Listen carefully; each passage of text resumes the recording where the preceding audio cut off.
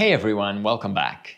Continuing on our anamorphic journey to craft the anamorphic look for cheap, I talked a lot about modding lenses in the previous episode. But if DIY is not really your thing, there are lots of options to start crafting the look without opening a single lens. In this episode, we'll take a look at the Cinemorph filters by VidAtlantic, various streak filters, and pre-modified lenses from Ironglass or cheaper versions on eBay. This whole series is sort of a video version of my Anamorfake Kit guide released in late 2019. So if you prefer things in writing, check the description for a link to the guide. Plus, you don't have to wait for future episodes to get the information there. This episode is sponsored by VidAtlantic in California, and Eddie has always given me lots of support through the years with this channel. So I'm biased. They make really cool, cheap, and unique accessories tailored for what we are discussing here. VidAtlantic was the first to offer anamorphic filters, way back when. The Cinemorph filter was created for working around double focus anamorphic adapters and pickup shots using less gear, aka not anamorphic. VidAtlantic's goal was to make a filter that would allow them to intercut anamorphic and spherical footage without jarring differences, and they originally only used it in their own projects. The thing grew when folks like you and I started to chase the anamorphic look on the cheap, and VidAtlantic decided to sell the filters. After several iterations, the current Cinemorph is a 3D printed insert that mounts on a rotating frame. The rotating frame allows you to reposition the oval however you prefer. The downside of it is you can easily knock the oval out of alignment. So once you have it in the right position, use a little piece of tape to lock it. The Cinemorph can be a glassless filter, which reduces reflections and ghosting. You can also pick your preference of streak for horizontal flares if you want that feature. The Cinemorph comes in two sizes, 58mm and 77mm, and you should get the one that is closest to your lens's filter thread. Get a filter that is too small and you will have a heavy vignette. Get a filter that is too big and the oval bokeh will not show up in the footage. Using a full-frame camera, I got my best results at 85mm, but was able to go down to 50mm right before vignetting. None of my zoom lenses loved it though. These work really well with modern lenses and cost next to nothing to give you strong anamorphic vibes on a Canon L series prime set, for example. The downside is the Cinemorph will cut around 2 stops of light. So Canon L glass, or just fast glass in general, is a really good call for it. VidAtlantic's website provides plenty of information on the filters and they have amazing customer service. So do not hesitate in reaching out if you have questions. I have a whole video just talking about the Cinemorph in case you need more info. Besides the original thread-mounted filters, VidAtlantic also offers 4x4 and 4x5.65 versions for matte box mounted ovals, with different sizes so you can find the one that works best with your lens. These have little notches so you can easily make and place your own streak filters. The Cinemorph modification is aimed at the Sigma 18-35, f1.8 art and EF mount, and a few modern Zeiss Distigons that also come in EF mount. I have only used it with the Sigma, and it was my fail-safe for wide shots when anamorphic adapters failed. I always have a Cinemorph 18-35 in my lens kit when filming with adapters. It allows for super wide shots, super shallow depth of field, and incredible close-ups. This kind of versatility can turn the scales on a tough schedule. As a matter of fact, we're using the 18-35 with the Cinemorph right now. Well, that's pretty good. If you're getting stressed out about the mod part in the name, the modification process here is super simple and straightforward. All you need to do is loosen 3 screws on the back of the lens, slide in the filter, rotate it into position, and tighten the screws back. The process has a more detailed explanation in the leaflet that comes with the mod, but that's the bulk of it. And you can get it with or without streaks. This Cinemorph is a thin, 3D printed rear filter that will work over the entire zoom range of the Sigma. It is a fragile piece of gear, and occasionally it can get tangled up with adapters, so be careful. On the thought that it can get caught up in adapters, the filter is made in an easily breakable fashion, so it does not damage neither the adapter nor the lens. When fiddling with aperture, stay between wide open, f1.8, and f2.8, as you will start to see vignetting on the sides of the frame past f3.5 at 18mm. This means the best way to control your exposure is, again, through the use of ND filters. You can find even more info on this solution in my full review. The latest addition to the Cinemorph family is a set of 9 stickers that you can attach to the back of your lens or focal reducer for an even easier result. They come with different oval sizes, so you can experiment and find the one that gives you the best result in your situation. According to Eddie from VidAtlantic, these should work with any focal length as long as the lens is f2.8 or faster. They leave no residue on the glass and are incredibly cheap to play with.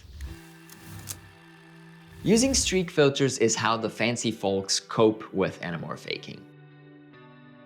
These are pricier than the Cinemorph and deliver streak flares only.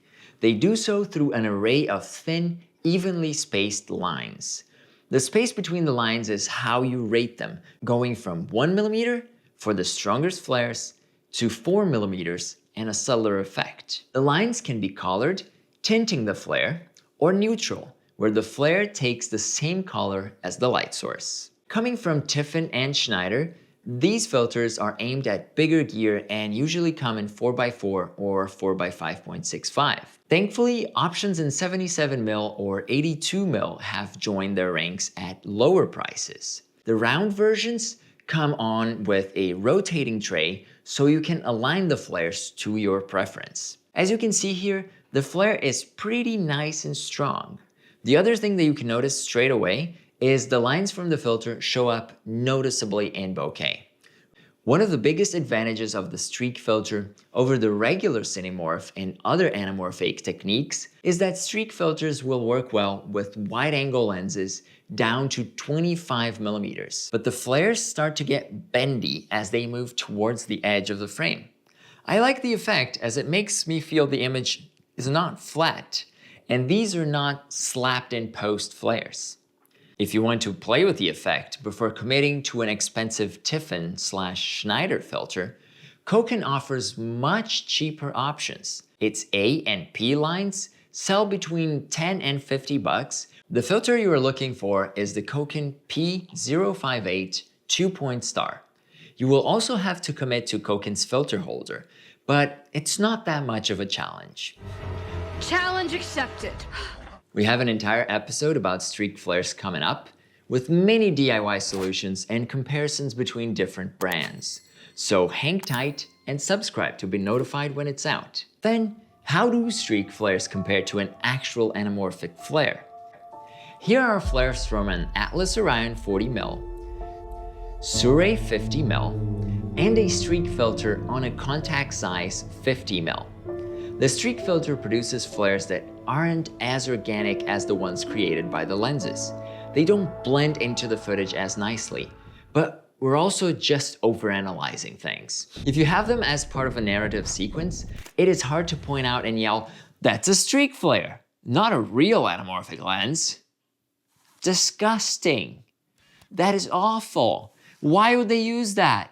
On the subject of color, most anamorphics flare towards bluish purple or orange. So if you want to stay close to the anamorphic look, I'd say blue or orange streak filters are your best bet.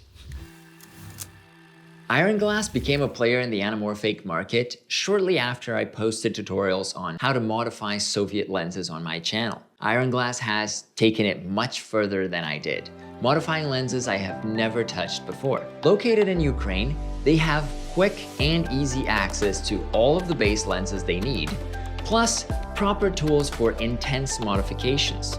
Ironglass currently offers anamorphics in EF, E-mount, and PL mounts. You can buy single lenses or various combinations ranging from 3 lens sets all the way up to 7 lens sets, covering every imaginable focal length. Orders can be placed either on their eBay store or on their website.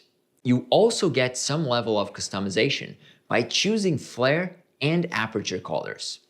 The lenses are all Soviet glass, which I am a big fan of, but some people do not love their strong character that transpires low contrast and wacky flares. The lenses come with solid focus gears, some come with iris gears as well, declicked apertures, and standard front sizes and threads, which makes them ready for production. Some of the larger sets even come in their own hard case. I found their oval shapes to be wider than a 2x oval would be, more like a 1.33, so watch for that. These lenses are not the cheapest solution around, but if you need something right away and would prefer to avoid the DIY path and still save money compared to buying an anamorphic adapter, Ironglass is a good option.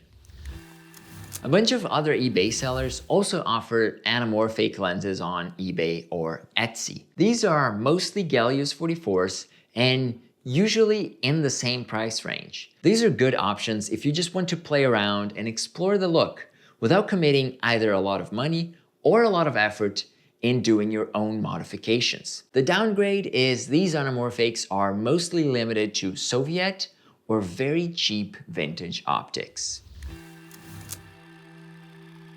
Are these ready-to-go solutions enough for every situation?